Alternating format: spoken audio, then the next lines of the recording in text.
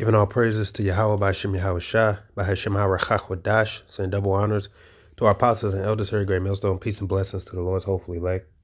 So the spirit of the Antichrist, or shall I say the spirit of the anti-messiahs, is still here. It's always been here, and it's making itself manifest amongst these Israelite groups, because here we are at the end, and you have Israelites that want to teach a doctrine saying that in John 1:1, where it said, in the beginning, the word was with the Most High, and the word was the Most High.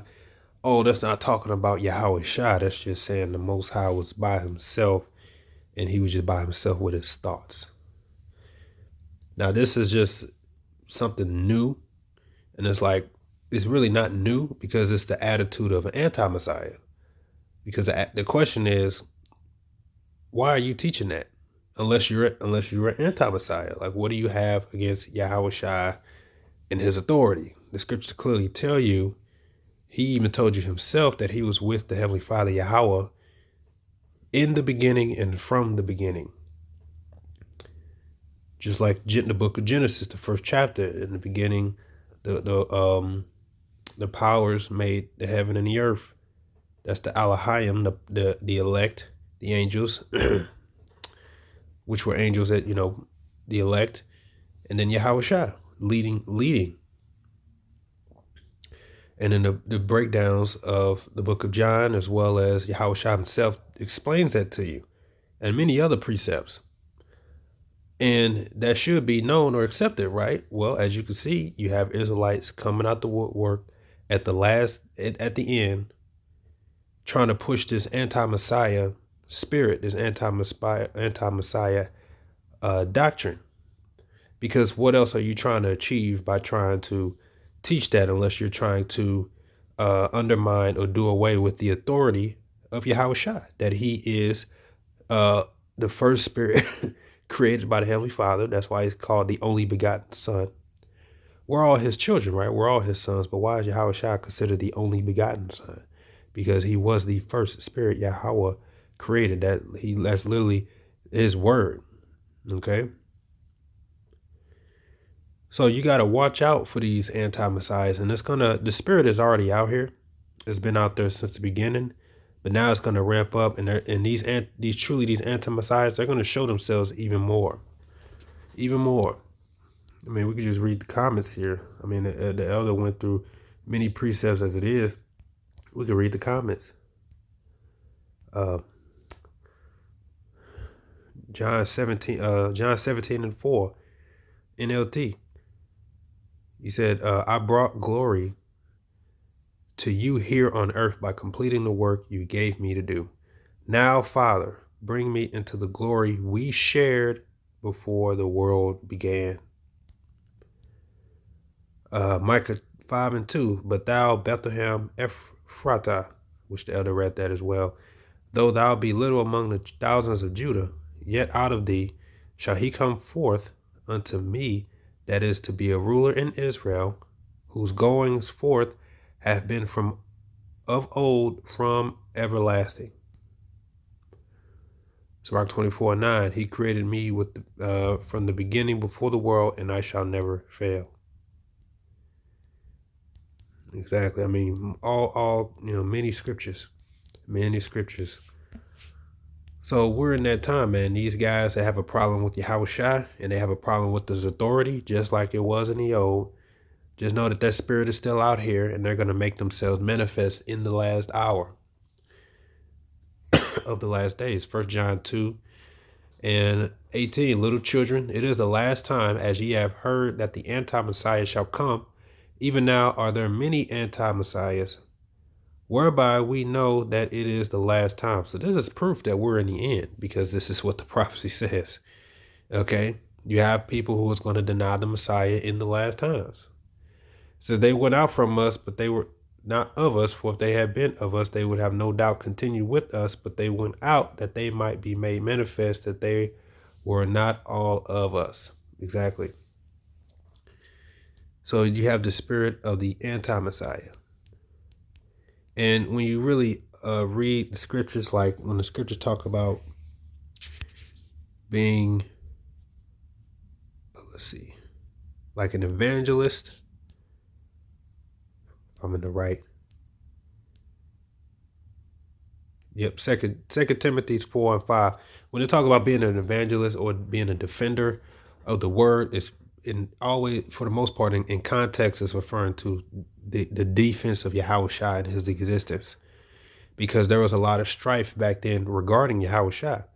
If he was the Messiah, if the Messiah was to come, or if the Messiah was to raise again, the resurrection. A lot of Israelites had a problem with the resurrection. They had a problem with Yahushua. They had a problem with his authority. They just had a problem with him. So these talking points was made back then. So when the apostles and Peter and Paul, when they wrote these epistles and they were teaching, they were telling and exhorting others, defend the word, defend the truth, meaning defend Yahushua, defend his existence, defend his resurrection. As 2 Timothy 4:5, but watch thou in all things, endure afflictions, and do the work of an evangelist, make full proof of thy ministry. And us bringing out these precept upon precept, that's making full proof of our ministry. That Yahushua indeed was the first spirit created, and he was before all. The Greek word evangelistes, it really means like a street preacher, but it says a bringer of good tidings and evangelist, right? The name given to the New Testament heralds of salvation through Yahushua who are not apostles. Really, if you're a street preacher or you're a preacher of the gospel, that's doing the work of an evangelist. You're bringing the good news, but it stems from Yahushua. You can't bring the good news without mentioning Yahushua. And then you have defense, where he says, I am but sent a defense of the gospel.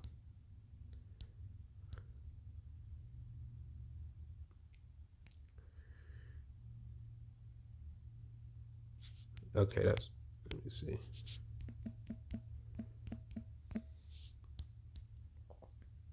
Okay, yeah. Philippians 1:6, start at 15. But some preach Yahushua even of envy and strife, and some also of goodwill. The one preacher Yahushua of contention, not sincerely, supposing to add affliction to my bonds, but the other of love, knowing that I am set for the defense of the gospel. And that Greek word there, defense, apologia. So when somebody says, and I'm an apologist, I'm apologetic, it means a defender, and it typically goes into the defense of the gospel, primarily Yahushua in his existence, because that people, when you read the scriptures, there was always a contention of Yahushua. So that's why the apostle Paul and Peter, they had to write like, look, I've seen it with my own eyes. You brother, you've seen it.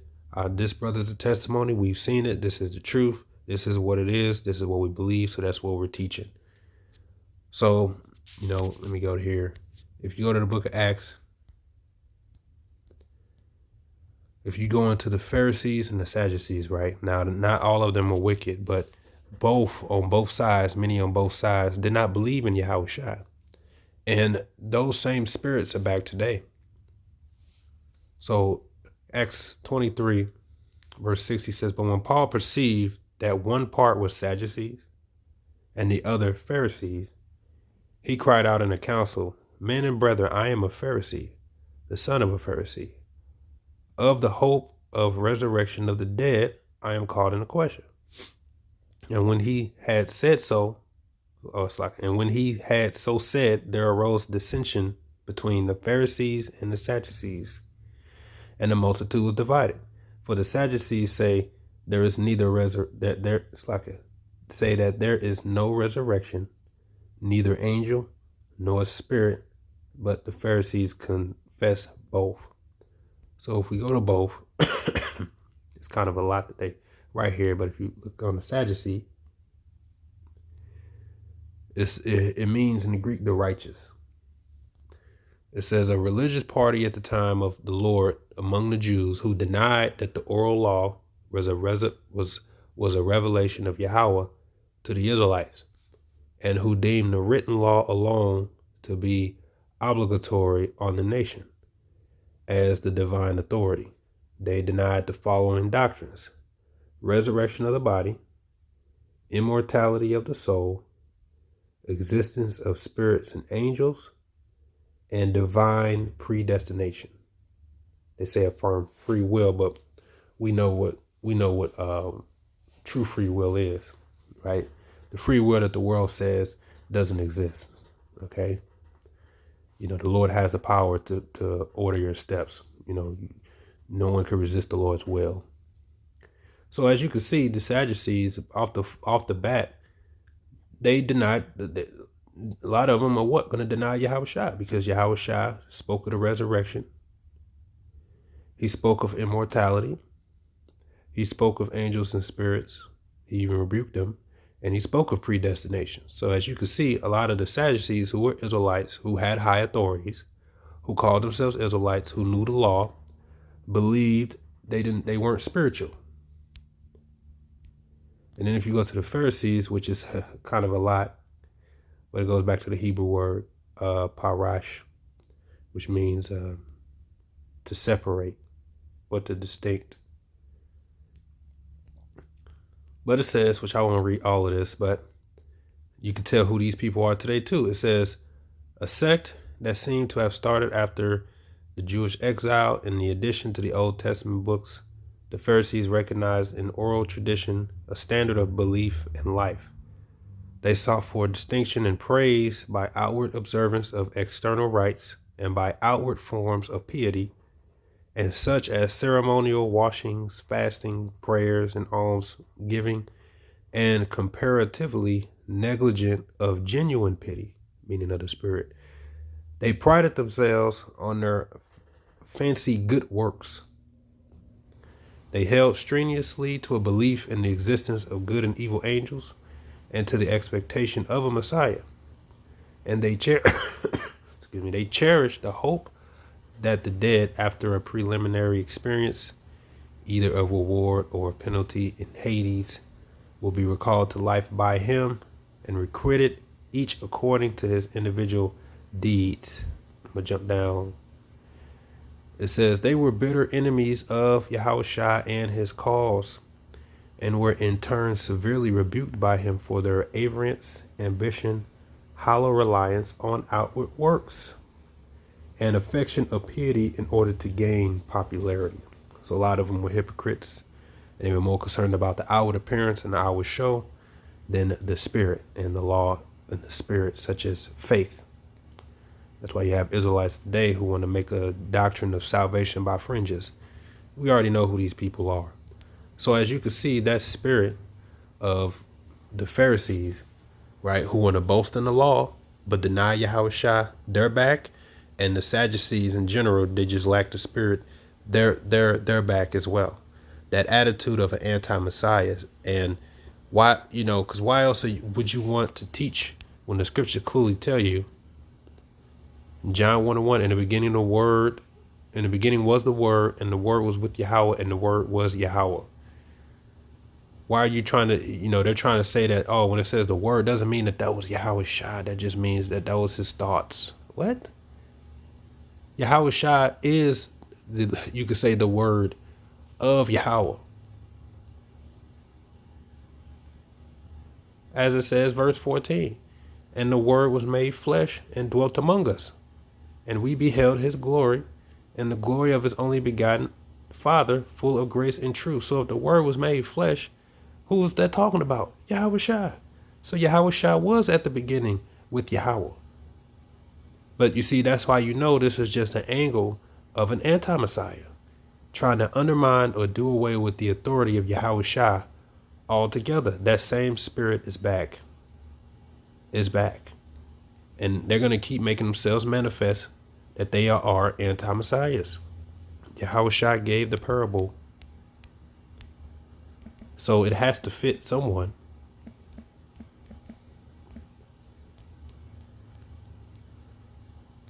Luke 19:20, and he said, therefore a certain nobleman went into a far country to receive for himself a kingdom and to return. Talking about Yahushua.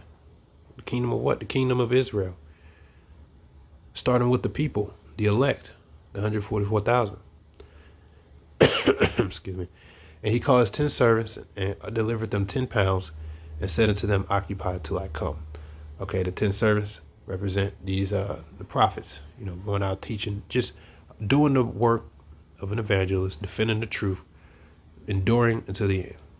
Right? It says what? Till I return. Right?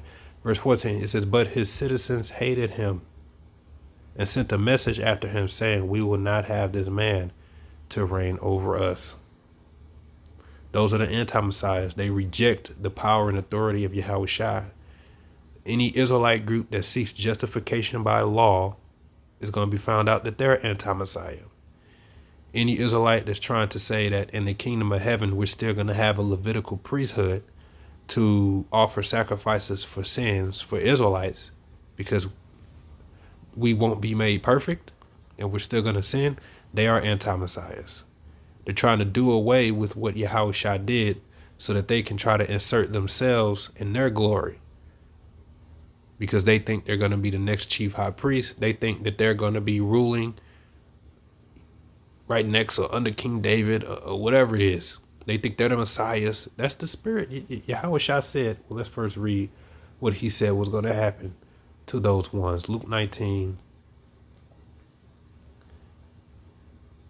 Verse 27, he says, but those mine enemies, which would that I should not reign over them, bring hither and slay them before me.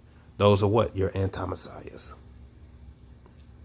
Who have a problem with Yahushua and his authority and have a problem with the fact that he is the head. All power is given to him. The order is him, King David, and then the elect. That's the order. But many have an issue with that. Many have an issue with his anointed, like Paul. You see, this is why you see these doctrines say the way they be said. Well, just praise the Most High. We ain't gonna we'll throw Yahushua's name in there when we feel like it.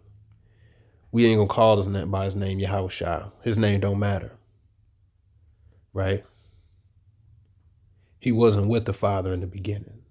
That's the spirit of an anti-messiah. They have a problem with his authority. It's nothing new. It's nothing new. It was there from the beginning. Okay? And it's there now, and it's back here today. As we read, it's going to be in the end. What are y'all problem with Yahushua? Well, Yahushua said it. You say you would not have this man to reign over us. 1 John chapter 4.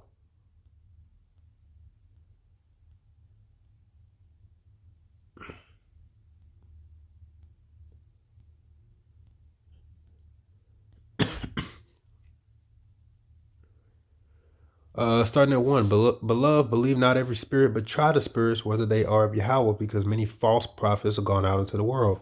Hereby know ye the spirit of Yahweh. Every spirit that confesses that Yahushua HaMashiach is come into the flesh is of Yahweh. So why is that so important? Because many denied that. Many denied that. Many denied that the Messiah came in the flesh. Many denied that he was risen from the dead. They were trying to subvert prophets or believers by like, no, man, that never happened. You believe that? Did you see that with your own eyes? Because as you can see, you had a sect of what? You had a sect of people back then known as the Sadducees. So you had different doctrines going around and people denied that because they weren't spiritual. As if we jump to 1 Corinthians 15, moreover, brethren, I declare unto you the gospel, which I preached unto you, which also ye have received and wherein you stand, by which also ye are saved, if ye keep in memory what I preached unto you, unless ye have believed in vain.